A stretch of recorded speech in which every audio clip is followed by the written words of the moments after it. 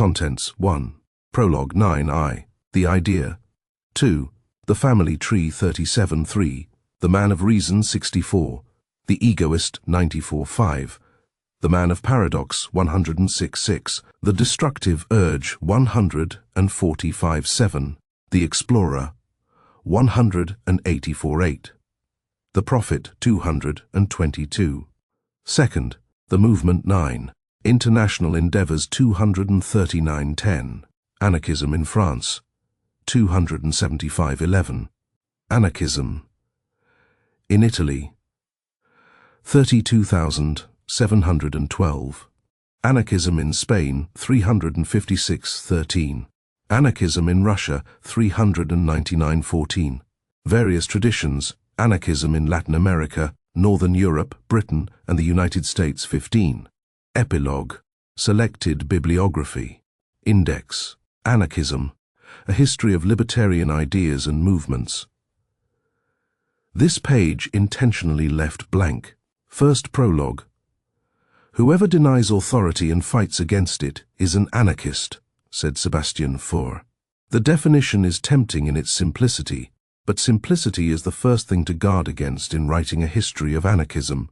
Few doctrines or movements have been so confusedly understood in the public mind, and few have presented in their own variety of approach and action so much excuse for confusion.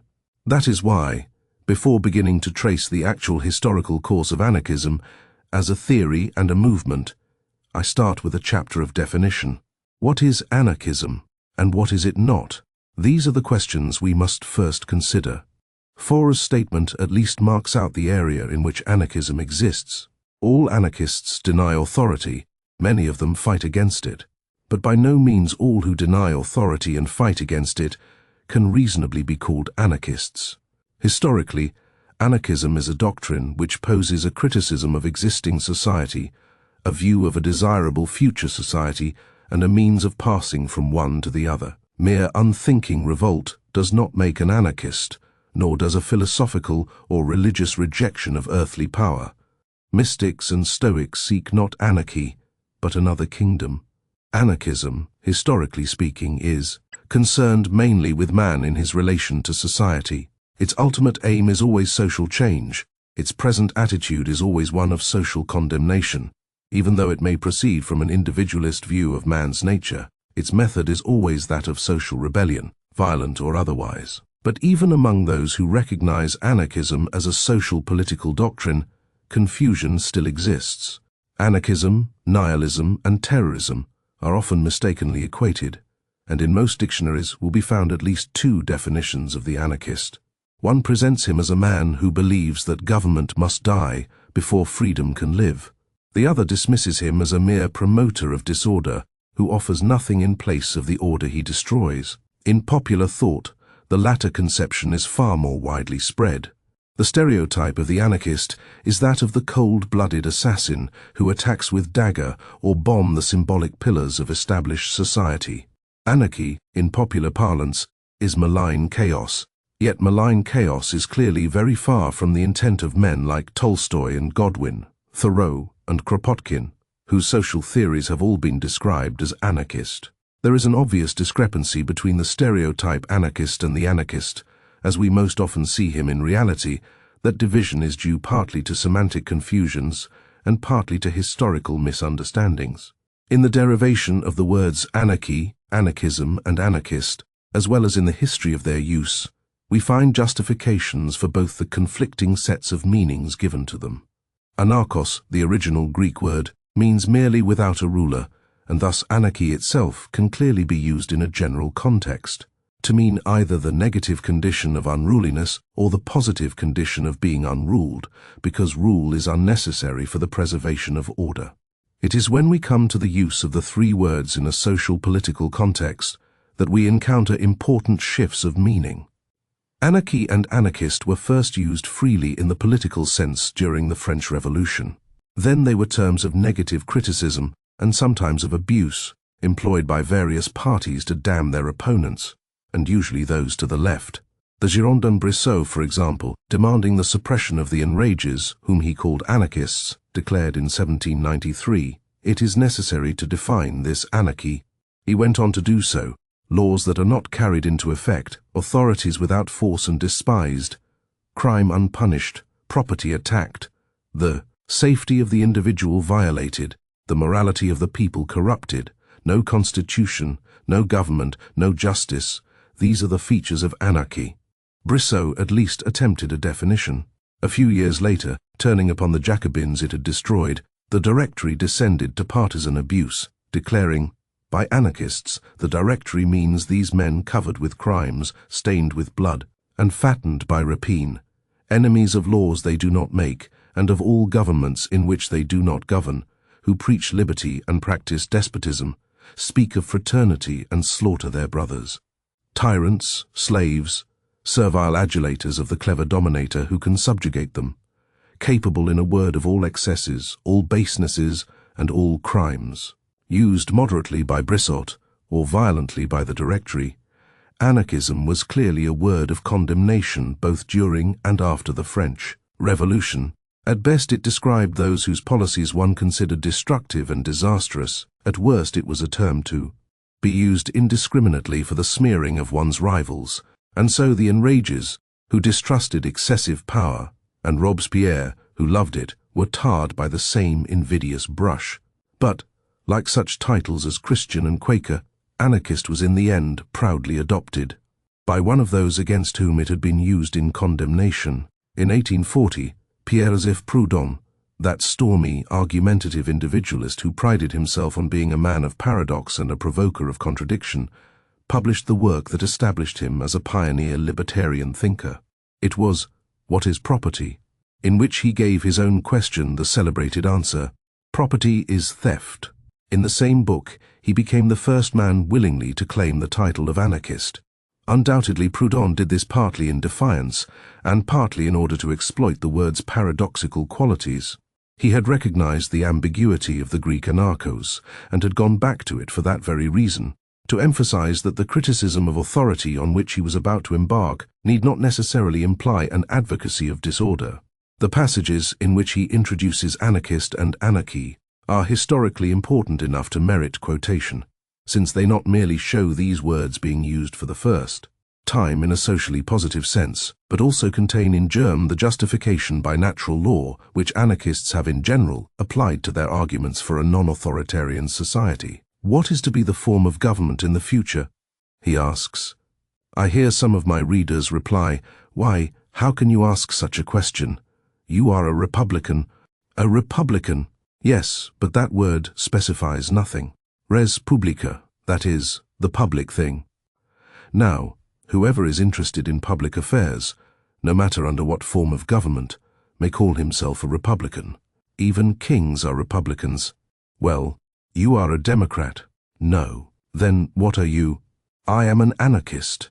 Proudhon goes on to suggest that the real laws by which society functions have nothing to do with authority. They are not imposed from above, but stem from the nature of society itself. He sees the free emergence of such laws as the goal of social endeavor, just as the right of force and the right of artifice retreat before the steady advance of justice and must finally be extinguished. In equality, so the sovereignty of the will yields to the sovereignty of reason and must at last be lost in scientific socialism. As man seeks justice in equality, so society seeks order in anarchy. Anarchy, the absence of a master, of a sovereign. Such is the form of government to which we are every day approximating. The seeming paradox of order in anarchy. Here indeed we have the key to the change in connotation of this whole group of words. Proudhon, conceiving a natural law of balance operating within society, rejects authority as an enemy and not a friend of order, and so throws back at the authoritarians the accusations leveled at the anarchists. In the process he adopts the title he hopes to have cleared of obloquy. As we shall later see, Proudhon was a voluntary hermit in the political world of the 19th century. He sought no followers, indignantly rebuffed the suggestion that he had created a system of any kind, and almost certainly rejoiced in the fact that for most of his life he accepted the title of anarchist in virtual isolation. Even his immediate followers preferred to call themselves mutualists, and it was not until the later 1870s, after the split, in the First International between the followers of Marx and those of Bakunin, that the latter, who were also the indirect followers of Proudhon, began, at first rather hesitantly, to call themselves anarchists. It is the general idea put forward by Proudhon in 1840 that unites him with the later anarchists, with Bakunin and Kropotkin, and also with certain earlier and later thinkers, such as Godwin, Stirner, and Tolstoy, who evolved anti-governmental systems without accepting the name of anarchy, and it is in this sense that I shall treat anarchism, despite its many variations, as a system of social thought aiming at fundamental changes in the structure of society, and particularly, for this is the common element uniting all its forms, at the replacement of the authoritarian state by some form of non-governmental cooperation between free individuals. But even when one has established the view of anarchism as a definite current of social philosophy, crystallizing at certain times into action, there remain misunderstandings which arise from historical rather than semantic confusion.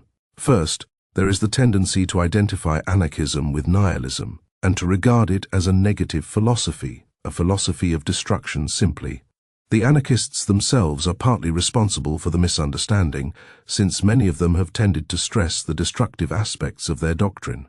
The very idea of abolishing authority implies a clean sweep of most of the prominent institutions of a typical modern society, and the strong point in anarchist writings has always been their incisive criticism of such institutions.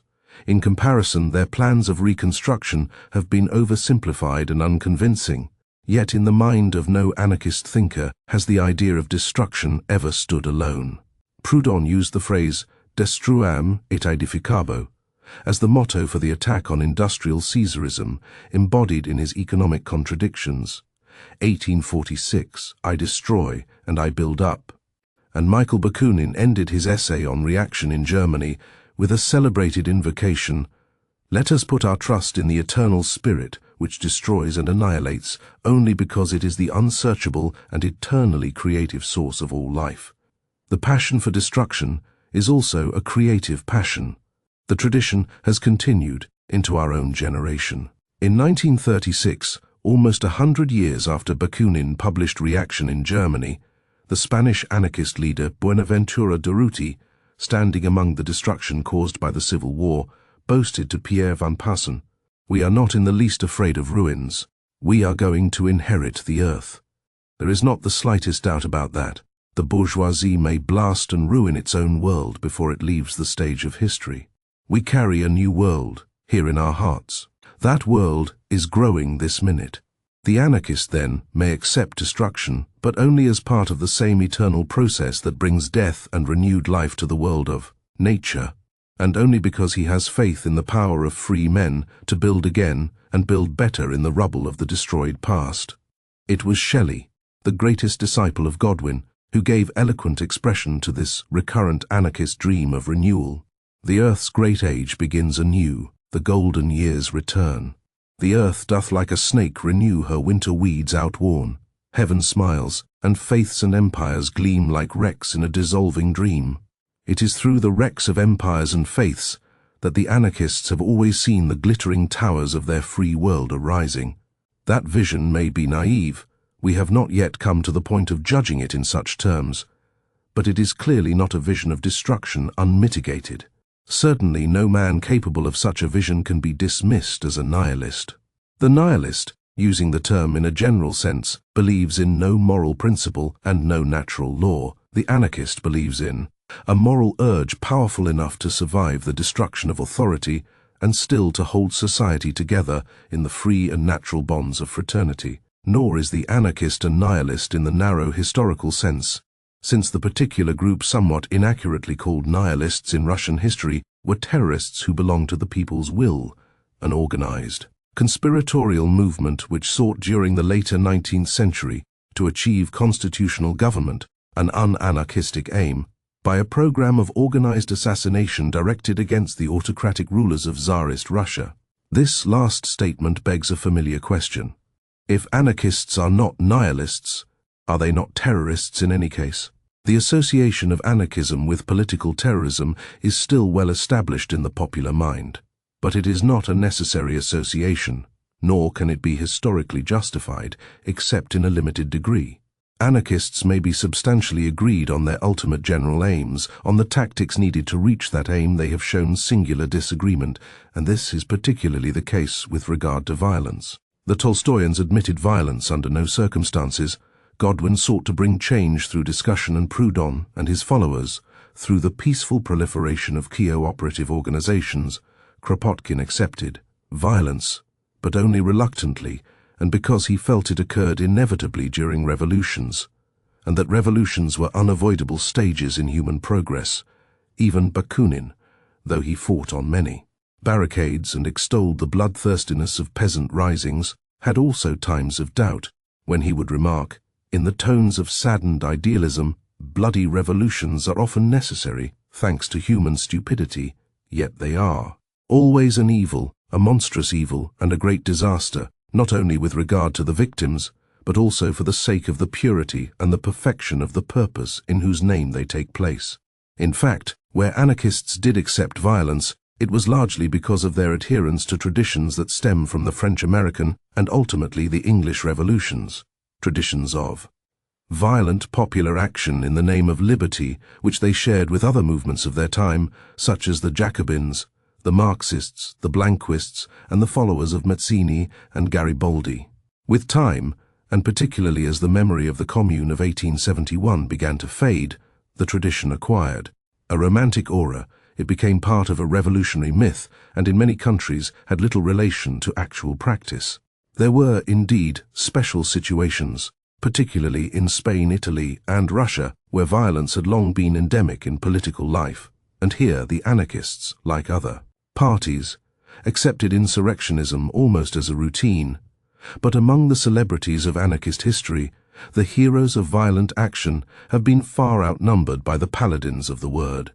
Nevertheless, through the shadowy confusion of attitudes regarding violence and non-violence, there move unmistakably those dark angels of anarchism, the terrorist assassins. Outside the special conditions of Spain and Russia, they were few in number, and they operated mostly during the 1890s. The distinction of their victims, for several royal personages, as well as presidents of France and the United States, were among those executed by these self-appointed judges of the crimes of authority, gave their acts a notoriety out of all proportion to their numbers. But at no time was a policy of terrorism adopted by anarchists in general.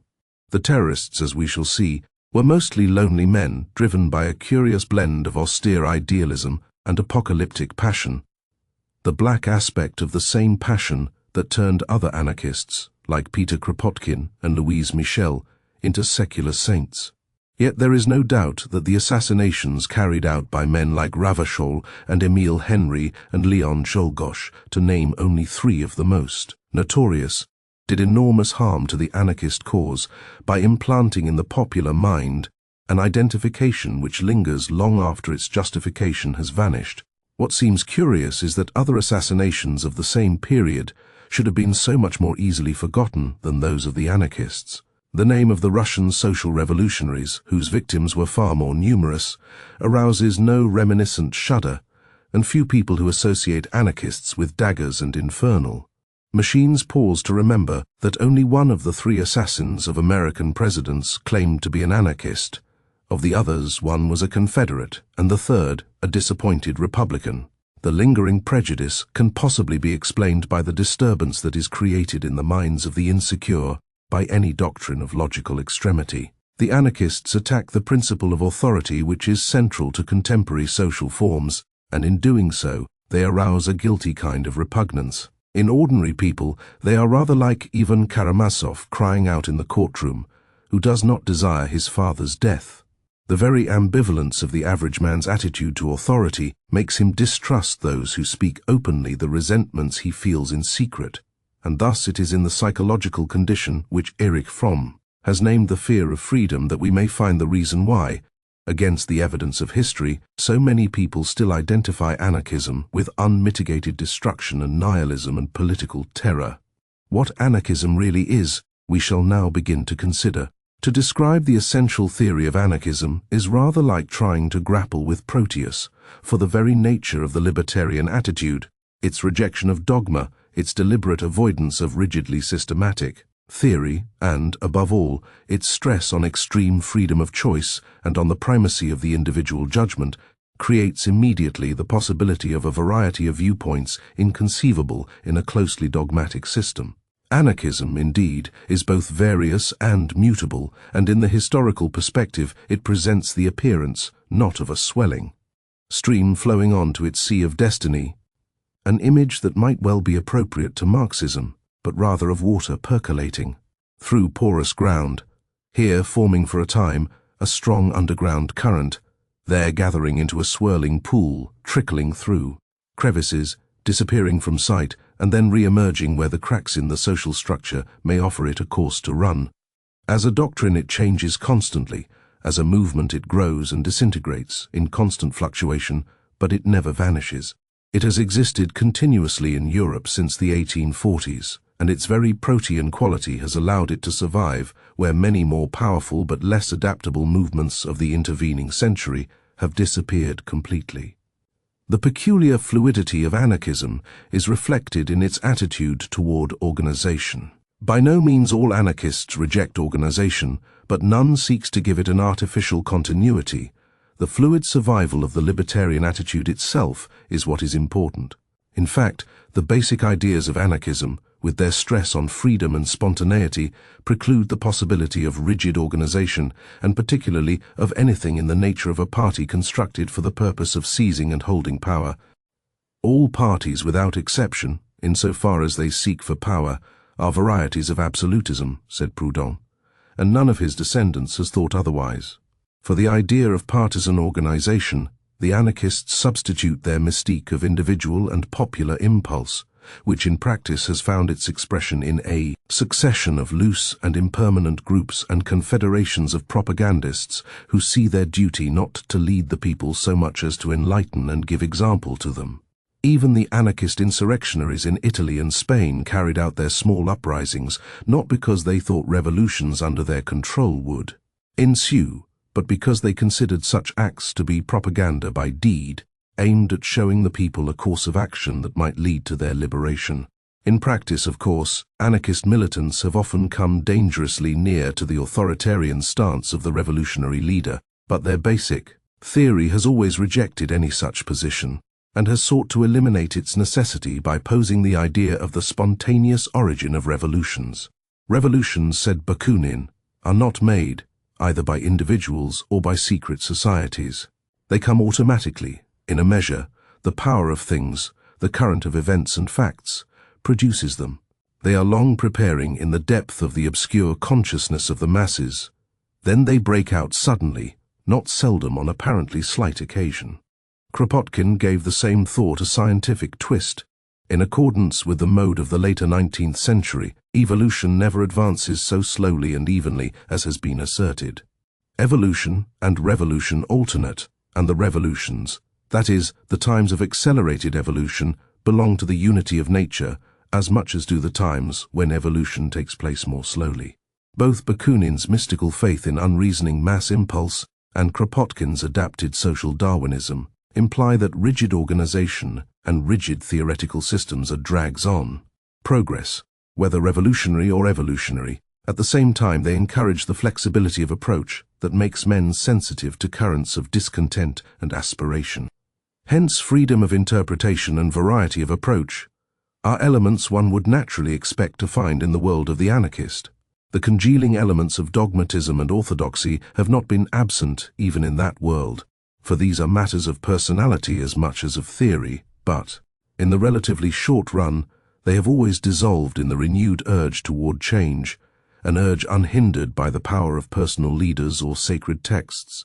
Respected as individuals like Kropotkin and Malatesta and Louise Michel may have been in their time, none of them wielded or attempted to wield the same hypnotic influence over a whole movement as either Blanqui or Marx, and though anarchism has produced its quota of notable books, Godwin Political Justice, Kropotkin's Mutual Aid, Proudhon General Idea of the Revolution, none of these has been accorded or has seemed to demand a niche in the tabernacle such as the faithful keep for the canonical texts of Marxism. Yet, Despite the recurrent impulse toward individualism of approach and interpretation, common circumstances and personal affinities have induced even among anarchists a modified tendency to group thinking, and so it is possible to identify a number of fairly well-defined schools of anarchist thought.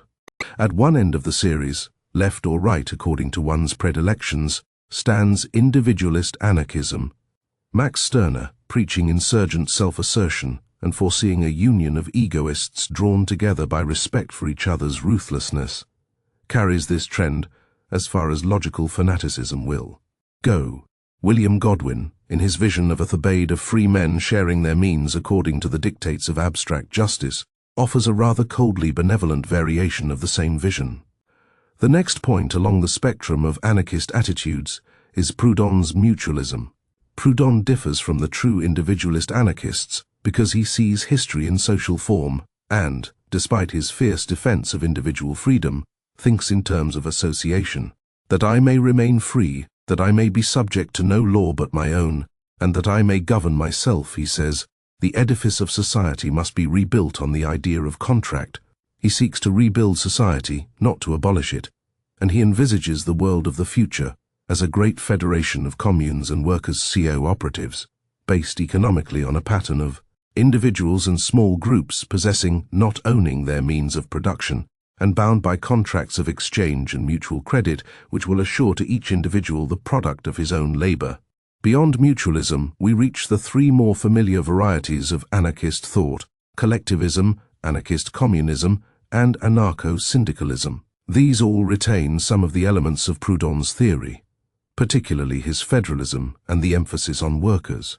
Associations which led his mutualist followers to establish the first French sections of the International in 1865, but Bakunin and the collectivists of the later 1860s, seeking to adapt anarchist attitudes to a society of growing industry, replaced Proudhon's insistence on individual possession by the idea of possession by voluntary institutions, with the right to the enjoyment of his individual product, or its equivalent, still assured to the individual worker.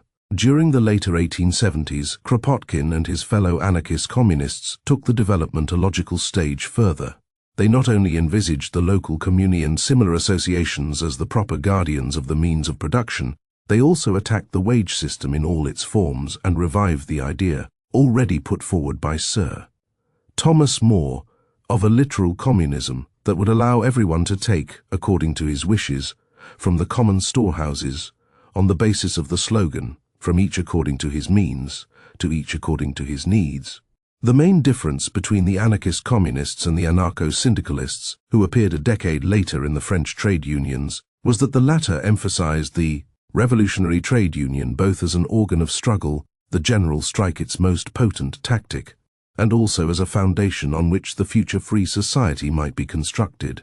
Finally, somewhat aside from the curve that runs from anarchist individualism to anarcho-syndicalism, we come to Tolstoyanism and to the pacifist anarchism that appeared mostly in Holland, Britain, and the United States, before and during the Second World War. Tolstoy, who associated anarchism with violence, rejected the name, but his complete opposition to the state and other authoritarian forms brings his ideas clearly within the orbit of anarchistic thought. His followers and the modern pacifist anarchists who accept the label he rejected have tended to concentrate their attention largely on the creation of libertarian communities, particularly farming communities, within present society, as a kind of peaceful version of the propaganda by deed. They divide, however, over the question of action. Tolstoy preached non-resistance, and his greatest disciple, Gandhi, attempted to give practical expression to this doctrine. The pacifist anarchists have accepted the principle of resistance and even revolutionary action, provided it does not incur violence, which they see as a form of power and therefore non-anarchist in nature. This change in attitude has led the pacifist anarchists to veer toward the anarcho-syndicalists, since the latter's concept of the general strike as the great revolutionary weapon made an appeal to those pacifists who accepted the need for fundamental social change, but did not wish to compromise their ideal by the use of negative, i.e. violent means. The differences between the various anarchist schools, though at first sight they appear considerable, actually lie in two fairly limited regions: revolutionary methods, especially the use of violence, and economic organization. All recognize that if anarchist hopes are fulfilled and political domination is brought to an end, economic relations will become the main field in which organization is necessary. The differences we have encountered between the various schools of thought reflect differing views of how far cooperative administration of things, to use a Saint-Simonian phrase which anarchist writers have borrowed extensively, can then be applied without danger to individual independence. At one extreme, the individualists distrust all cooperation beyond the barest minimum for an ascetic life. At the other, the anarchist communists envisage an extensive network of interconnecting mutual aid institutions as a necessary safeguard for individual interests. Despite these differences, the various anarchist schools are united by a group of common assumptions which form the kernel of their philosophy. These begin with a naturalistic view of society.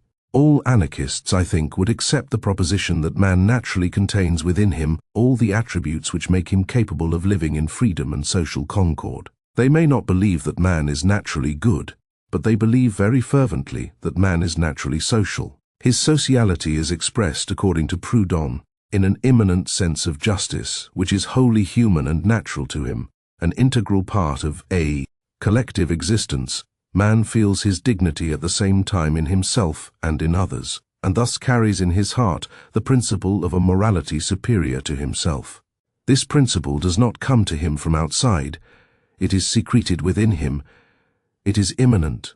It constitutes his essence, the essence of society itself. It is the true form of the human spirit, a form which takes shape and grows toward perfection only by the relationship that every day gives birth to social life. Justice, in other words, exists in us like love, like notions of beauty, of utility, of truth, like all our powers and faculties. Not merely is man naturally social, the anarchists contend, but the tendency to live in society emerged with him as he evolved out of the animal world.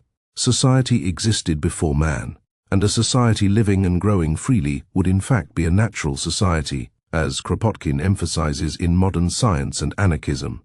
The anarchists conceive a society in which all the mutual relations of its members are regulated, not by laws, not by authorities, whether self-imposed or elected, but by mutual agreements between the members of that society, and by a sum of social customs and habits, not petrified by law, routine, or superstition, but continually developing and continually readjusted, in accordance with the ever-growing requirements of a free life, stimulated by the progress of science, invention, and the steady growth of higher ideals. No ruling authorities then, no government of man by man, no crystallization and immobility, but a continual evolution, such as we see in nature. If man is naturally capable of living in such a free society, if society is in fact a natural growth, then clearly those who attempt to impose man-made laws or to create what Godwin called positive institutions are the real enemies of society, and the anarchist who rebels against them, even to the extent of violence and destruction, is not antisocial after all. According to anarchist reasoning, he is the regenerator, a responsible individual striving to adjust the social balance in its natural direction. The emphasis on the natural and pre-human origin of societies has made almost every anarchist theoretician, from Godwin to the present, reject Rousseau's idea of a social contract. It also makes them reject not merely the authoritarian communism of Marx, with its emphasis on a dictatorship of the proletariat to impose equality by external force, but also the various pre-Marxist utopian socialisms. In fact, the very idea of utopia repels most anarchists because it is a rigid mental construction which, successfully imposed, would prove as stultifying as any existing state to the free development of those subjected to it. Moreover, utopia is conceived as a perfect society, and anything perfect has automatically ceased growing. Even Godwin qualified his rash claims for the perfectibility of man by protesting that he did not mean men could be made perfect, but that they were capable of indefinite improvement, an idea which, he remarked, not only does not imply the capacity for being brought to perfection, but stands in express opposition to it. The general distaste for the rigidity of utopian thinking has not prevented the anarchists from adopting some ideas contained within utopias. We have already seen that the anarchist communists echoed the suggestions on communistic distribution put forward by More in the original utopia, while certain of Fourier's ideas on how to induce men to work for passion rather than profit have entered deeply into anarchist discussions on such questions as what to do with the lazy man, and who will do the dirty work. But the only complete utopian vision that has ever appealed generally to anarchists is News from Nowhere, in which William Morris, who came remarkably near to Kropotkin in his ideas, presented a vision charmingly devoid of any suspicion of compulsion, of the kind of world that might appear if all the anarchist dreams of building harmony on the ruins of authority had the chance to come true. One of the most interesting features of Morris's vision in News from Nowhere is the curious feeling it induces in the reader of having passed into a continuum where ordinary time relationships have ceased. The Middle Ages are in fact more real to the inhabitants of Nowhere than the chronologically much nearer 19th century. The idea of progress as a necessary good has vanished, and all happens, not in the harsh white light of perfection, which Morris denies, but in the mellow stillness of a long summer afternoon which ends only for the unfortunate visitor to the future who has to return to Victorian life and London, and the acrimonious debates that were wrecking the Socialist League. The golden sunlight of that long summer afternoon, when time paused on the edge of eternity, haunted the anarchists too. Admittedly, like most 19th century men of the left, they talked often of progress. Godwin dreamed of men improving indefinitely. Kropotkin sedulously linked anarchism with evolution, and Proudhon actually wrote a philosophie du progrès.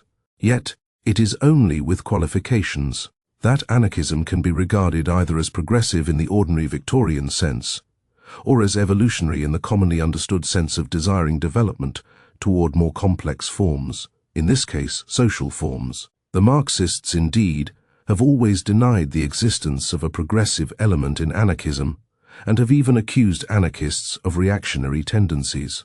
From their own standpoint, they are not entirely wrong, for in its attitude toward social development, anarchism often seems to float like Muhammad's coffin, suspended between the lodestones of an idealized future and an idealized past.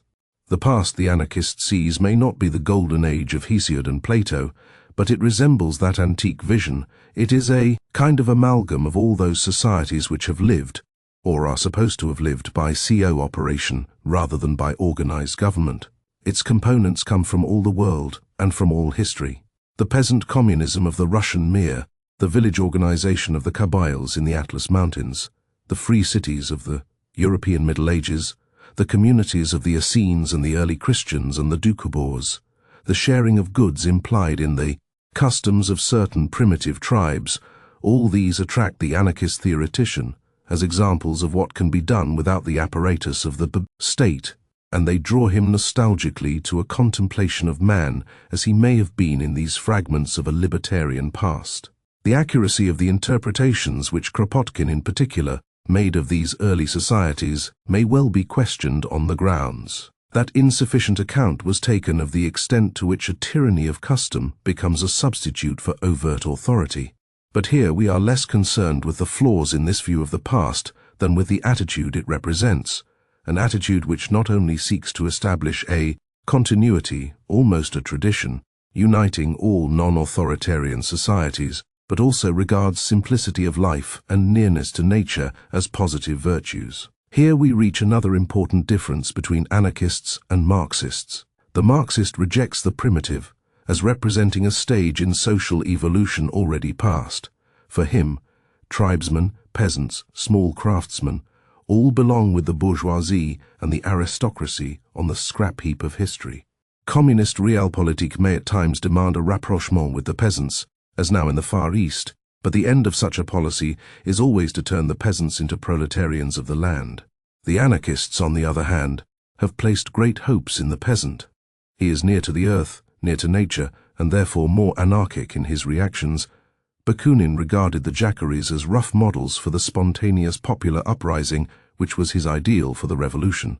The peasant, moreover, is the heir to a long tradition of cooperation forced upon him by historical circumstances. In approving this tendency in peasant societies, the anarchist theoreticians tend to forget that, as they become more prosperous, peasant societies begin to show, like any other developing society so far known in history, differences in wealth and status that end in the establishment of a class hierarchy of rich peasants, poor peasants, and laborers. It is significant that anarchism became a powerful mass movement among the poor peasants of Andalusia and the Ukraine, but failed to gain any appreciable success among more prosperous peasants. It was only fear of Durruti and his militia columns that forced the vine growers of Catalonia to adopt the collectivist organization favored by the Spanish anarchists in the early years of the Civil War. The anarchist's cult of the natural, the spontaneous, the individual, sets him against the whole, highly organized structure of modern industrial and statist society, which the Marxist sees as the prelude to his own utopia. Even efforts to encompass the industrial world by such doctrines as anarcho-syndicalism have been mingled with a revulsion against that world, leading to a mystic vision of the workers as moral regenerators. Even the syndicalists could not foresee with equanimity the perpetuation of anything resembling industrial society as it exists at present. Indeed, except for pockets of industrial workers in Paris, the Lyons region, Marseille, Barcelona, and Milan, the appeal of anarchism has always been strongest among the very classes that remain outside the general trend toward mechanism and conformity in the industrial world. A high proportion of celebrated anarchists came from the aristocracy or the country gentry. Bakunin, Kropotkin, Cherkasov, and Tolstoy in Russia, Malatesta, and Cafiero in Italy are typical examples. Others, like Godwin, Domela Nieuwenhuis, and Sebastian Fauré, were former clergymen or seminarists. Among the rest, members of the artisan class, the traditional handcraftsmen, have been perhaps the most important. Anarchist militants include an astonishing proportion of shoemakers and printers. At certain times, the 1890s in France and the 1940s in Britain and the United States, intellectuals and artists in rebellion against mass values have been attracted in considerable numbers.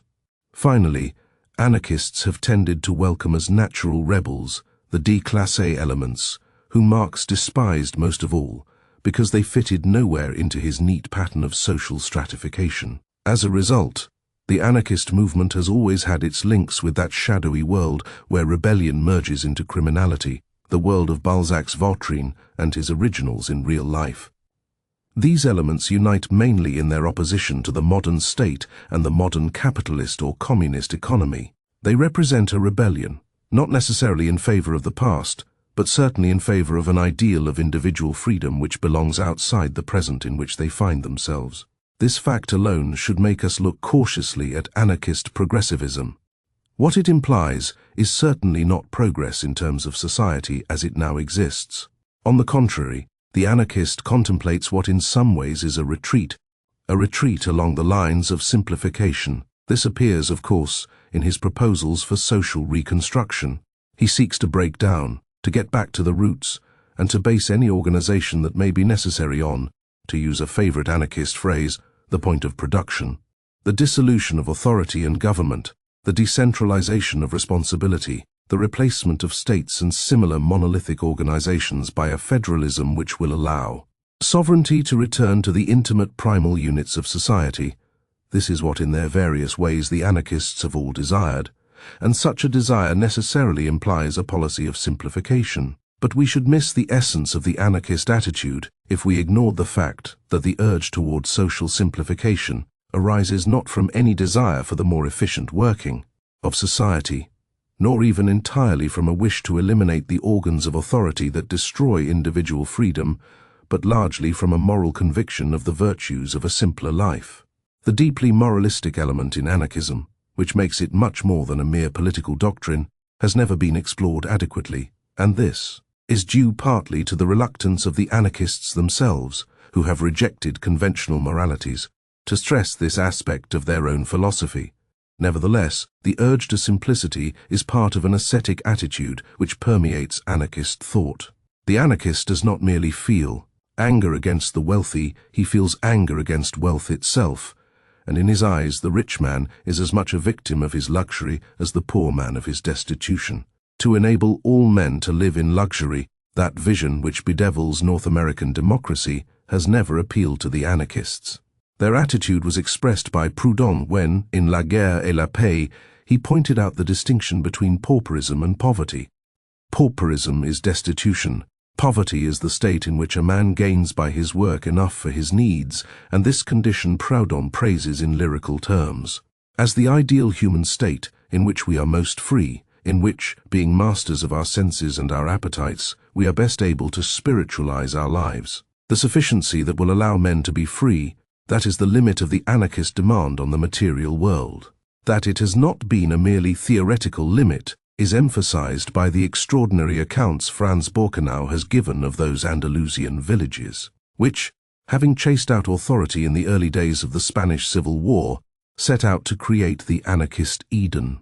Quite deliberately, they aimed at the simplification even of the poor life that had been theirs in the unregenerate past, closing the cantinas, and, in their plans for exchange with neighboring communes, deciding that they had no further need even for such innocent luxuries as coffee. These men were not all fanatical apostles of anarchism. Most of them were ordinary villagers, inspired at a historic moment by the moral dimensions of a faith that had long given them hope. Proudhon and the village ascetics of Andalusia have not been isolated in the movement to which they both belong. Throughout anarchist literature, one finds echoes of their conception of a society where, once simple needs have been satisfied, men will have the leisure to cultivate their minds and their sensibilities.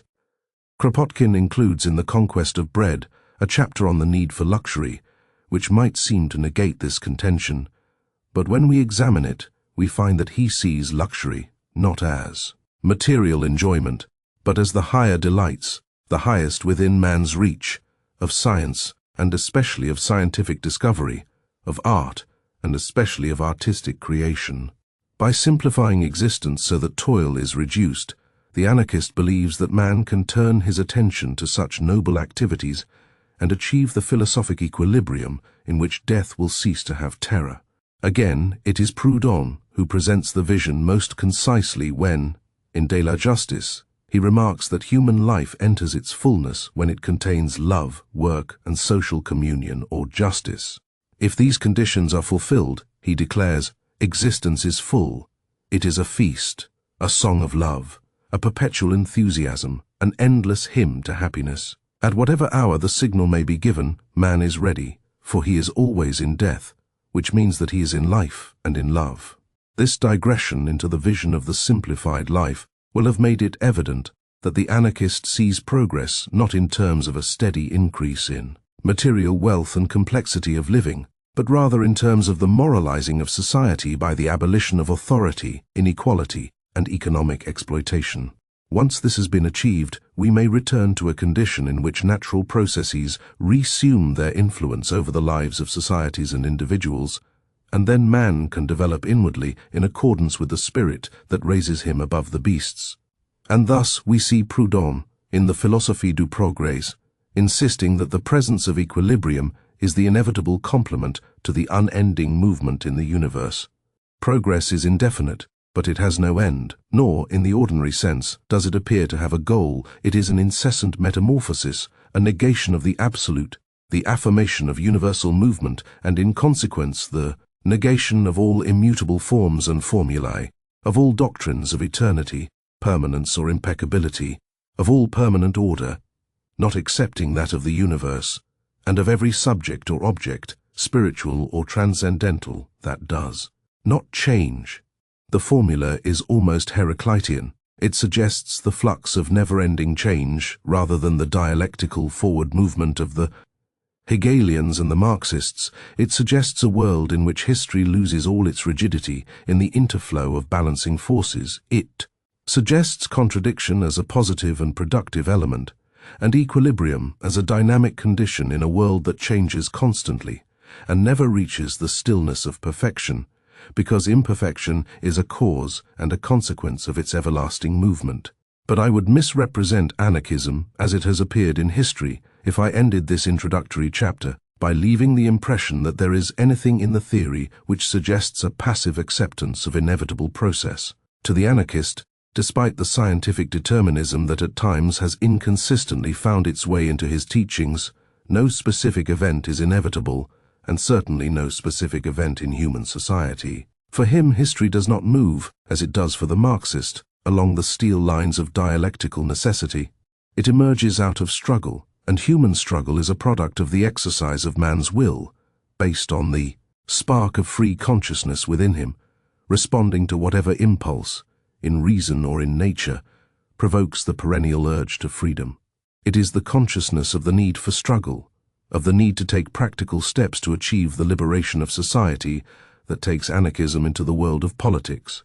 Here I raise a controversial question, since although anarchists differ in their ideas of the tactics to be used in achieving social change, they are united in regarding themselves as apolitical or even anti-political. The bitterest battles between anarchists and Marxists were fought over the question of whether an egalitarian society could be created by workers' political parties aiming at seizure of the state machine. The anarchists have all denied political action and have declared that the state must not be taken over but abolished, that the social revolution must lead not to the dictatorship of any class, even the proletariat, but to the abolition of all classes. Such an attitude can indeed be described as anti-political, but, just as anti-utopias like Brave New World and 1984 are part of utopian literature, so the anti-politics of the anarchist is part of political history, conditioned by the very governmental institutions against which it fights. The development of anarchism ran parallel to the development of the centralized state, and for many years, until its disappearance as a numerically significant movement with the fall of the Spanish Republic, anarchism was an integral part of the political pattern of Europe and the Americas. The sharp difference between the anarchist conception of strategy in a politically dominated world and that of the movements with which it has competed arises, partly from libertarian individualism and partly from the conviction we have already observed that, in the larger sense at least, means profoundly affect ends. Sharing metaphorically Christ's contention that one cannot cast out devils by Beelzebub, the anarchists regard all institutions and parties based on the idea of regulating social change by governmental action and man-made laws as counter-revolutionary. In proof of this argument, they point to the fact that all revolutions carried out by political means have ended in dictatorships. The resort to coercion has transformed them and betrayed the revolutionary ideal. It is for this reason that the anarchists not only reject political action as such, but also attack reformism, the idea that society can be changed by piecemeal measures, and deny the theory of a transitional period between the capitalist state and the anarchic society. It may indeed be impossible for society to move in one step to complete freedom, but the anarchist believes that he should accept, no less as his aim, and should continue to struggle and use every weakness of the unfree society to reach his ultimate goal. The anarchists therefore base their tactics on the theory of direct action and claim that their means are essentially social and economic. Such means embrace a whole varied range of tactics, from the general strike and resistance to military service to the formation of cooperative communities and credit unions, which aim to dissolve the existing order and either prepare for the social revolution or make sure that once it has begun, it may not proceed in an authoritarian course. But the distinction between social, economic, and political means is in fact less clearly defined than the anarchists usually maintain, since a general strike aimed at a change in the political structure of society or a dissolution of that structure is, really, as Clausewitz said of war, politics carried on by other means, and the same applies to the insurrectionism advocated at various periods by the violent anarchists and the assassinations practiced by the terrorist minority of the 1880s and the 1890s. But this question of definition should not be allowed to obscure the fact that a real difference does exist between anarchist direct actionism and the methods of other left-wing movements. For what unites and characterizes all the various tactics advocated by the anarchists, however they may differ on points of violence and non-violence, mass action and individual action, is the fact that they are based on direct individual decisions. The individual takes part voluntarily in a general strike. Of his own free will he becomes a member of a community, or refuses military service, or takes part in an insurrection. No coercion or delegation of responsibility occurs. The individual comes or goes, acts or declines to act, as he sees fit. It is true that the anarchist image of the revolution does indeed take most frequently the form of a spontaneous rising of the people, but the people are not seen as a mass in the Marxist sense. They are seen as a collection of sovereign individuals, each of whom must make his own decision to act. The means of revolutionary action, based on the spontaneous will of the individual, is of course paralleled by the end of the free society, in which the administration of social and economic affairs will be carried out by small local and functional groups, demanding of the individual the minimum sacrifice of sovereignty necessary for a life that has been decentralized, debureaucratized, and highly simplified. Individuals, in fact, will federate themselves into communes and working associations, just as these will be federated into regional units, and overriding authorities will be replaced by CO-ordinating secretariats. In this organic network of balancing interests, based on the natural urge of mutual aid, the artificial patterns of coercion will become unnecessary.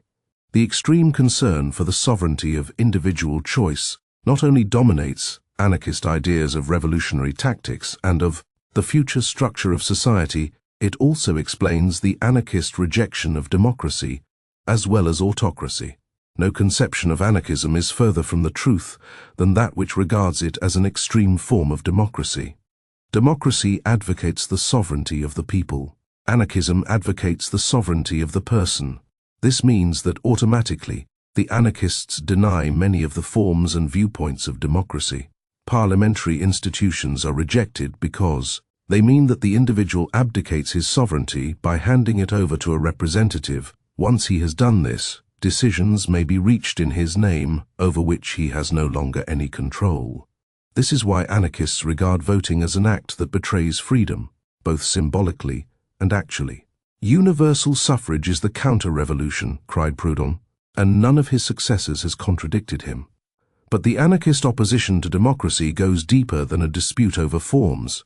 It involves a rejection of the idea of the people as an entity distinct from the individuals who compose it. It also involves a denial of popular government. On this point, Wilde spoke for the anarchists when he said, "There is no necessity to separate the monarchy from the mob. All authority is equally bad."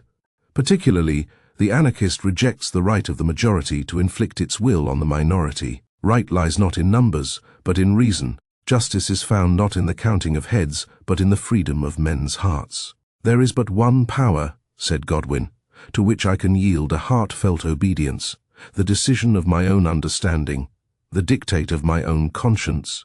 And Proudhon was thinking of democracies as well as of the Emperor Napoleon III, when he proudly declared, "Whoever puts his hand on me to govern me is an usurper and a tyrant. I declare him my enemy."